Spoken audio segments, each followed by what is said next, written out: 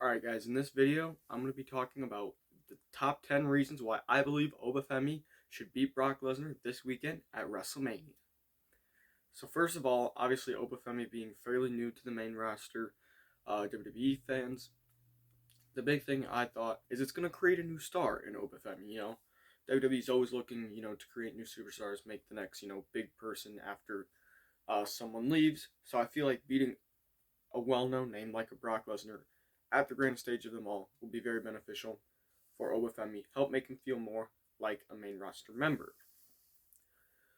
Reason number two, Brock rarely loses. So you have to be trusted and a pretty big name, and it's a pretty big deal if you can beat him. The rub would mean more than beating really anyone else.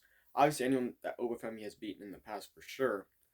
But also the exposure, WrestleMania, definitely a surefire main eventer when he does beat him. Another thing is Obafemi has the look, so he's already a pretty big powerhouse, dominant. WWE, I believe, loves him. So honestly, I think Brock Lesnar, even in defeat, will look really good with Obafemi beating him. I have my list pulled up here so I wouldn't forget.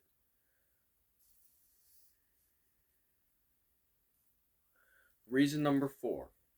It's going to shock some people. I'm not going to say the entirety of the audience because I think a lot of us want Obafemi to win. But for those who really don't know much about him, it's going to shock them. I think there's a lot of people who would actually expect Brock to win.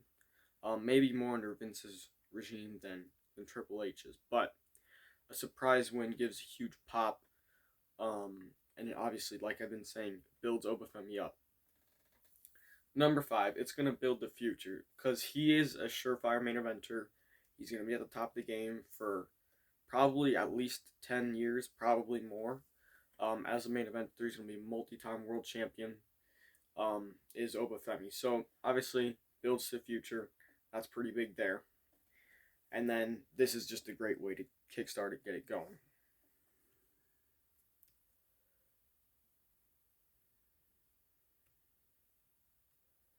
Number six, I kind of alluded to it earlier, but it's going to protect Brock Lesnar anyway because he doesn't need this win. He's already very well established. Obviously, this has been one of the biggest build-ups. My favorite one, personally, Obafemi and Brock Lesnar. Them just going after each other, I think, is just a phenomenal way. I think that was the best way they could have built it. But even in that essence, it's going to protect Brock even in defeat. Number seven, I kind of also alluded to it, but building him up, it's an NXT call-up, and that's momentum. Obafemi coming from NXT is going to help keep his momentum going. Reason number eight, it's going to build Obafemi for those fresh matchups that we've never seen before. So, Obafemi versus people like a Cody Rhodes, like a Roman Reigns, like a Gunther, making way more interesting matches within the future. Building Obafemi's career and having Brock Lesnar be that stepping stone, I think, is the perfect tank versus tank to do that. A couple more here. Number nine, passing of the torch. Now, Triple H always says looking for a new era, this, that, and the other. But the shocks is what people remember for years. But what beating Brock would be a little bit of a shock, in my opinion. So, passing the torch moment, new era, Brock Lesnar, passing the torch to Obafemi with it being the win. And number 10, make probably the biggest one, at least from WWE's point of view, makes a memorable WrestleMania moment. Obviously, we know this is opening the show, opening night 2 of WrestleMania, so it would be a perfect way to open it up, perfect way to get people hyped for the rest of the night.